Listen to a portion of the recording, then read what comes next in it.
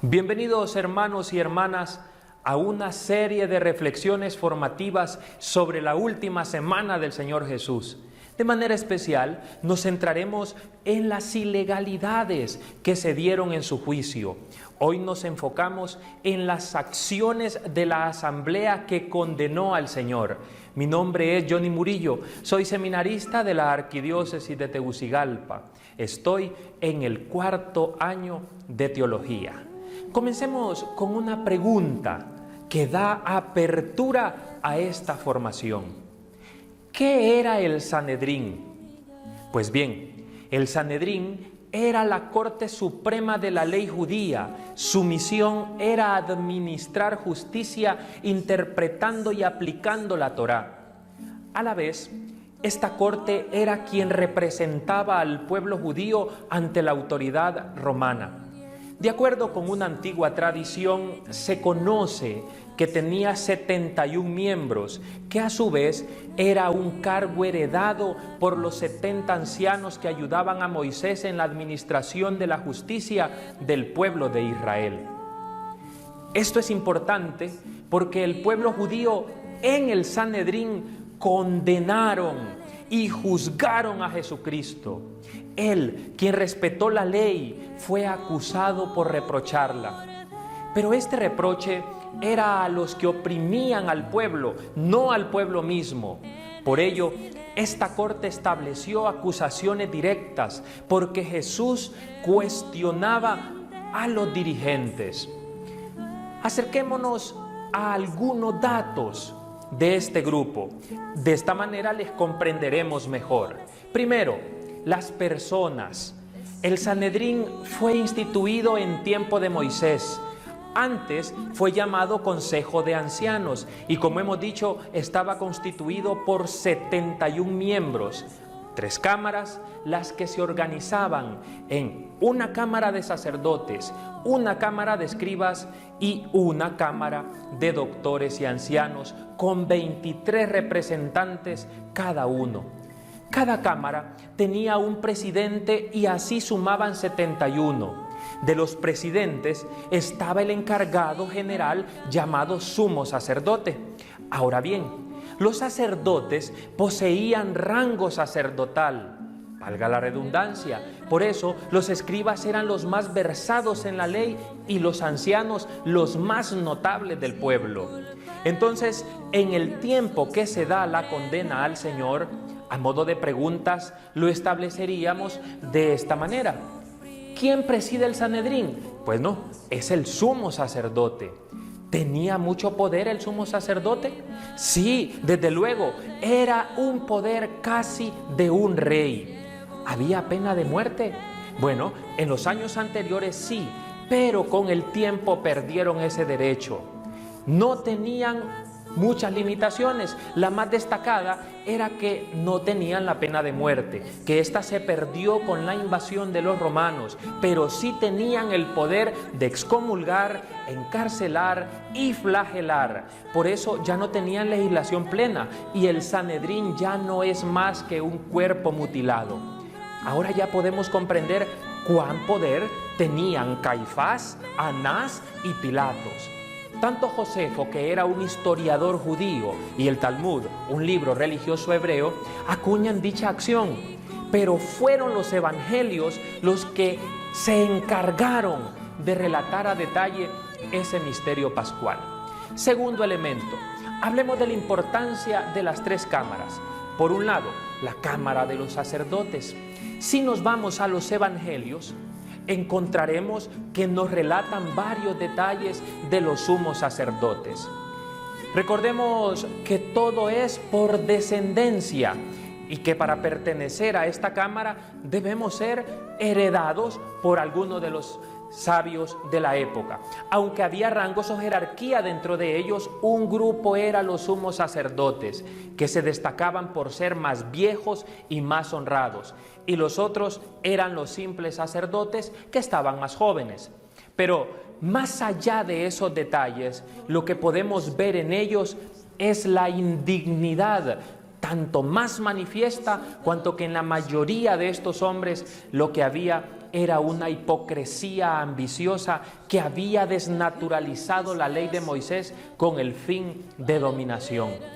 Esta hipocresía no perdona jamás a quien la descubre públicamente, y Jesús les desenmascaró. Por otro lado, está la cámara de los escribas, que eran escogidos indistintamente entre los levitas o laicos. Sin duda que ellos eran los eruditos de la nación, los doctores del pueblo de Israel, si se les puede decir de algún modo. De las tres cámaras, ellos eran muy importantes. Claro, estaban por debajo de los sacerdotes. No obstante, los libros hablaban mucho de estos representantes de escribas en tiempos de Jesús. Todos ellos para dar elogios, pero todos sucumben al vil orgullo que se manifestaba en su vida. Aunque entre ellos había muchos con buena rectitud. Ejemplo claro es Gamaliel. Además de las dos cámaras anteriores, está la cámara de los ancianos, que era la menos influyente de las tres. Eran los más materialistas del Sanedrín. Sin embargo, de acuerdo a algunos testimonios históricos, resaltaban dos justos. Como en otros tiempos Lot, entre los habitantes de la antigua Sodoma, estos justos eran Nicodemo y José de Arimatea, que jugaron un papel protagónico en el ministerio del Señor Jesús, especialmente en su pasión y muerte. Después de ver la conformación del Sanedrín y cómo se organizaba en las tres cámaras, vamos a compartir sobre las acciones que estos ejecutaron. Partamos de los actos. Y es que fueron 3 decisiones las que tomó el Sanedrín en varias reuniones anteriores a la del Viernes Santo. Miren ustedes, antes de que Jesucristo fuese conducido públicamente ante el Gran Consejo, este se había congregado ya 3 veces en secreto para discutir las actitudes del Hijo en María y, sobre todo, sus milagros y su doctrina. La primera reunión la vamos a encontrar en Juan 7, del 37 al 53, y tuvo lugar del 28 al 30 de Tisri o septiembre del año 781 romano, que equivaldría al 33 de Jesucristo de nuestro tiempo. Tras la conmoción de las turbas, el testimonio de los funcionarios y la interpelación de Nicodemo, los fariseos se ven asustados del progreso que hacía la fe en Jesucristo. Promovieron una primera reunión del Sanedrín contra Jesús. Luego, entre el 28 y el 30, se había dictado un decreto de excomunión sobre el Señor, que no era importante, pero radica aquí un dato importante. Solo el Sanedrín reunido solemnemente tenía el poder para dictar una excomunión mayor. Pero en esa reunión lo que se había debatido era la cuestión de la muerte de Jesucristo. La antigua sinagoga distinguía 3 grados de excomunión o anatema, es decir, condenación. La separación o nidui, que era el primer grado o separación que condenaba a quien lo recibía vivir aislado durante 30 años o 30 días, podría ser la excepción, y la execración o herem, la cual suponía una separación completa de la sociedad judía. La muerte o en shamná que solía reservarse para los falsos profetas. Y es curioso que este anatema se destinaba a la muerte del alma a quien lo recibía, pero casi siempre también se daba la muerte corporal. Si vemos otro detalle, es claro observar que con la medida de excomulgar públicamente a sus partidarios, de Rondón el Sanedrín a él como falso profeta, es decir, como un hombre digno del suplicio último, la muerte. Por eso insisten en condenar al Señor Jesús. La segunda reunión se detalla en Juan 11, del 46 al 56. Esta tuvo lugar en el mes de Adar o febrero del año 782 para los romanos, que sería para nosotros el 34. Hablamos de unos 4 meses y medio después de la primera reunión. En esta, el sumo sacerdote mismo con su propia autoridad pronuncia el veredicto: vale más que muera un hombre. Lo realmente absurdo es que esta sentencia la dicta sin citar al condenado, en este caso Jesús, sin escucharle, sin los acusadores, sin los testigos, sin investigar su doctrina ni sus milagros. Algo realmente extraño y absurdo. La tercera reunión de la que estamos hablando se relata en Mateo 26, del 3 al 5, la cual tuvo lugar 20 o 25 días después de la segunda, es decir, el miércoles de la última semana de Jesús, exactamente el 12 de marzo, o Nisán del año 782 del Imperio Romano, 2 días antes de la Pasión. En esta reunión, el tercer consejo ya no tiene como objeto debatir la muerte de Cristo. Esa muerte ya ha sido decidida, ya ha sido resuelta y absolutamente sentenciada en el segundo consejo. Ahora lo que quedaba era establecer cómo hacer para darle la muerte al Señor. Curiosamente es aquí donde sale Judas y es quien agiliza el proceso y lo entrega a cambio de las monedas, aquellas famosas 30 monedas. La traición de Judas va a provocar que sea en la misma solemnidad de la Pascua cuando sea crucificado. Como recuerda un relato antiguo, y así el Cordero de Dios será inmolado el mismo día en que durante 15 siglos lo fue el Cordero Pascual, figura y profecía de su holocausto. A modo de resumen de las 3 reuniones, podemos destacar algunos elementos. En el primer consejo, se da la excomunión a los partidarios de Cristo. Se le ha denunciado indirectamente a él como falso profeta y por ello mismo se le ha declarado digno de muerte. En el segundo consejo, la cuestión de su muerte se ha planteado con claridad, resolviéndose en sentido afirmativo. Ya en el tercer consejo, la detención y ejecución se ha fijado para el primer momento favorable. Todo lo anterior, entonces, nos conduce al proceder del Sanedrín, que para evaluar sus acciones es importante ir a las tradiciones recogidas desde hace 17 siglos en un libro célebre, la Mishnah, es decir, es una obra del Rabí Judá, en donde se detallan las prohibiciones, los testigos, las expresiones y también las irregularidades de este consejo. Dentro de las prohibiciones, este autor destacaba que se prohíben las sesiones en sábado o en el día de fiesta, que se prohíben las sesiones incluso en las vísperas del sábado o un día de fiesta, que se prohíbe instruir un asunto capital durante la noche, que se prohíbe comenzar la sesión antes de realizar el sacrificio matutino.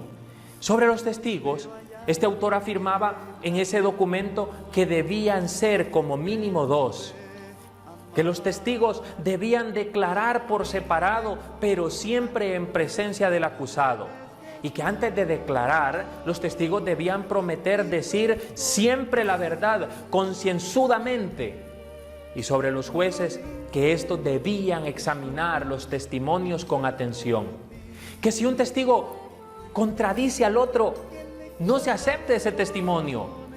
Los falsos testigos deben padecer la pena a la cual habría sido condenada la persona a la que habían calumniado. En el caso de Jesús, también debían ser condenados a muerte. Respecto al acusado, el autor refiere que las expresiones utilizadas con él deben respirar humanidad y una especie de benevolencia, y el acusado no podía ser condenado en base a su declaración. Por eso se solicitaba una defensa, dado que el mismo acusado defendía su causa. La ley no menciona a los abogados, pero se le permitía a los asistentes tomar la palabra en favor del reo, lo cual se consideraba como un acto de piedad. En el juicio de Jesús no hubo ninguna persona, porque ya había un plan macabro para destruirle su propia vida. Todo esto conducía al juicio. Por tal razón, siempre que un proceso criminal debía concluir con una condena a muerte, no podía acabar el mismo día en que había comenzado, sino que los jueces debían diferir hasta el día siguiente la votación y el pronunciamiento de la sentencia. Durante la noche intermedia, los jueces, de vuelta a casa y reunidos, de dos en dos, en los límites de sus moradas, debían recomenzar en particular el examen del crimen, sopesando así en la sinceridad de su conciencia aquellas pruebas aportadas contra el acusado y las razones alegadas para su defensa. Por ende, para poder deliberar en buenas condiciones, los jueces estaban obligados a abstenerse durante esa noche intermedia de una alimentación demasiado abundante, de vino, de licores y de todo lo que pudiese mermar la aptitud de su espíritu para una reflexión coherente. Al día siguiente, de regreso a la sala de justicia, los jueces opinaban por turno, absolviendo o condenando al acusado. Acto seguido a ello, los escribas anotaban los votos. Recordemos que al constar el Sanedrín de 71 miembros, si 35 condenaban al acusado, este quedaba absuelto por la minoría.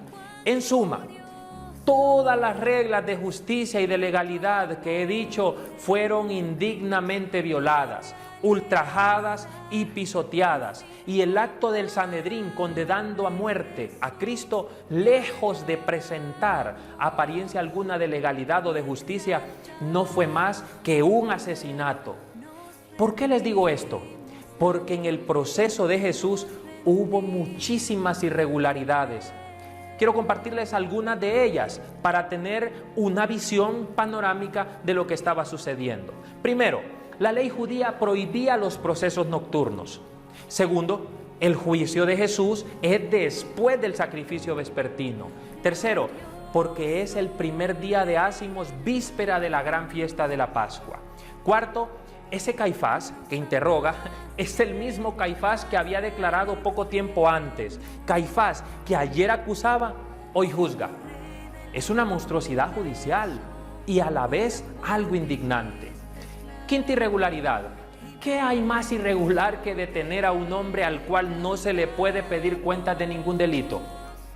¿Qué hay más inaudito que comenzar interrogándole sobre lo que le concierne sin presentar ningún cargo de acusación? Ahí hay una irregularidad. Sexto, es una injusticia escandalosa de este presidente y de estos jueces que alguien se atreva en su presencia a maltratar sin razón y sin autoridad a quien ellos han citado ante su tribunal. Por eso la pregunta de Jesús, ¿por qué me hieres? Hay una séptima irregularidad.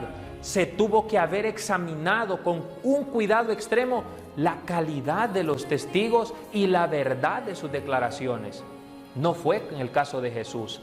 Octavo, la ley fundamental obligaba a los jueces a tomar juramento de no decir nada más que la verdad, pero ellos sobornaron a los testigos falsos. Noveno, en verdad, ya no son jueces, son un grupo de homicidas, sedientos de la sangre de un justo. La décima irregularidad radica en que dos testigos se adelantan y declaran juntos, lo cual es contrario a la ley. Por tal razón, Jesucristo debía ser absuelto. Otra irregularidad se da en el segundo interrogatorio de Jesús por Caifás, y es que la causa de Jesucristo se defendía a sí misma. No había ni qué abogar por ella. En cuanto a Caifás, Jesús no le respondió nada para mostrarle que le había descubierto. Su silencio constituía un elocuente reproche. Resulta sorprendente en ese sentido que ese tranquilo y majestuoso silencio de Jesús no haya abierto los ojos a sus jueces. La 12ª irregularidad tiene lugar en el tercer interrogatorio de Jesús por Caifás. Esto por el hecho que Caifás, ya que es un juez y presidente del tribunal, va a ocupar el lugar de los testigos y a adoptar por segunda vez el papel de acusador. 13ª irregularidad, obligaban a Jesús a que diga lo que ellos quieren oír. Era a los testigos a quienes había que hacer esta terrible conminación para obligarles a decir la verdad. Jesús no podía incumplir un juramento o incriminarse a sí mismo. Por eso se da la condena en el Sanedrín, tal como alude el texto del Evangelio. El sumo sacerdote rasgó sus vestiduras diciendo: blasfemo. ¿Qué necesidad tenemos ya de testigos? Ahora mismo oíste la blasfemia. ¿Qué os parece? Ellos respondiendo le dijeron a Jesús: reo es de muerte. Paradójico y absurdo a la vez. La 14ª irregularidad radica en aquella pregunta: un juez que se irrita, que se encoleriza hasta el punto de desgarrar sus vestiduras. No solo hay una irregularidad allí, existe una violación de la dulzura y del respeto hacia el acusado prescrito por la ley del juez hebreo. 15ª irregularidad, blasfemo. Hay 2 irregularidades en este grito del pontífice, porque criminaliza la respuesta del acusado antes de haberla examinado. La 16ª irregularidad es aquella que comete Caifás cuando grita blasfemo, con lo cual se permite influir en la opinión de los demás jueces. La 17 radica en aquel acto cuando el juez proclama que puede prescindir de los testigos cuando la ley lo exige. Caifás, que desea ardientemente que Cristo sea condenado lo antes posible, pisotea todo procedimiento. No quiere más, lo suprime. La 18ª va con esta pregunta: ¿qué les parece? Nada más irregular que pedir los votos públicamente y en general. Nada que ver con Honduras. La 19ª irregularidad es porque no hay deliberación y los jueces, con la sola afirmación de Caifás, dictan rápidamente una sentencia de muerte. La 20ª, porque la sentencia se dicta en el mismo día en que ha comenzado el proceso, mientras que según la ley debía diferirse hasta el día siguiente. La 21ª, porque los 2 escribas no han recogido los votos, como tampoco los jueces hablan y han votado por turno. En consecuencia, el pobre acusado se quedó pues solo y sin defensa. Una vez que el Sanedrín interpela por Caifás, hubo declarado por unanimidad que Jesucristo merecía la muerte. Lo único cierto en todo esto es que desde el punto de vista jurídico fue una barbaridad en toda la nación. Y en toda nación civilizada, un condenado, por criminal que sea, se encuentra hasta la hora del suplicio rodeado de toda la protección de la ley. La 22ª, porque le estaba prohibido al Sanedrín convocarse antes de realizar el sacrificio de la mañana. La 23ª, porque además es ya el gran día de la Pascua para los judíos, durante el cual está escrupulosamente prohibido todo juicio. Esta prohibición era vinculante en un día tan solemne como el de la Pascua. Ya vamos terminando. La 24ª, porque los que llevan a cabo una votación en masa se da de una forma prohibida por la ley.